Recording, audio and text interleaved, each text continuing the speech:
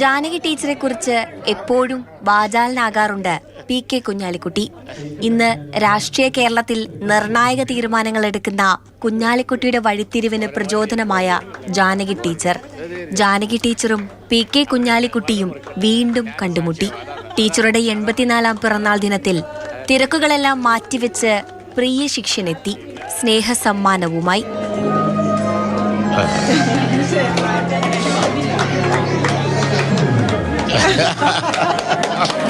പാതി വഴിയിൽ നിന്നു പോകുമായിരുന്ന പഠനം മുന്നോട്ടു പോകാനുള്ള കാരണം ജാനകി ടീച്ചറുടെ വാക്കുകളായിരുന്നുവെന്ന് കുഞ്ഞാലിക്കുട്ടി ഒരിക്കൽ കൂടി ഓർത്തു.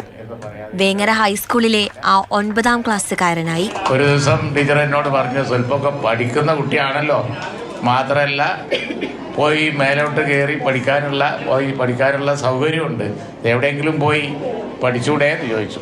ഈ ചോദ്യം എന്നെ സ്വാധീനിച്ചു. ഞാൻ വീട്ടിൽ ചെന്ന് പറഞ്ഞ് 9ാം ക്ലാസ്സിൽ നിന്ന് വിട്ട് ബോർഡിങ്ങിൽ പോയി പഠിച്ചു.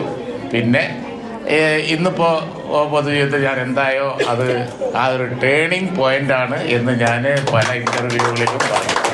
അന്നൊക്കെ ഞാൻ ജാനകി ടീച്ചറുടെ പേര് മെൻഷൻ ചെയ്തിട്ടുണ്ട്.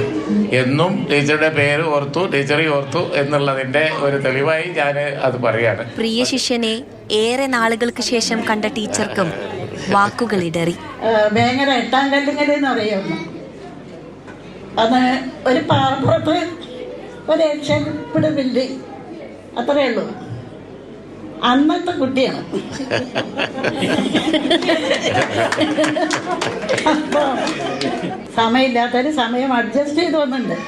അപ്പം അതിലെനിക്ക് വളരെയധികം സന്തോഷമുണ്ട്. എന്നും തൻ്റെ വാക്കുകളിൽ കുഞ്ഞാലിക്കുട്ടി ചേർത്ത് വെക്കാറുള്ള അധ്യാപിക, ഒരു അധ്യാപിക വിദ്യാർത്ഥി സ്നേഹ സംഗമത്തിന് കൂടി ആ പിറന്നാൾ ആഘോഷം വേദിയായി. മാതൃഭൂമി ന്യൂസ്, മലപ്പുറം.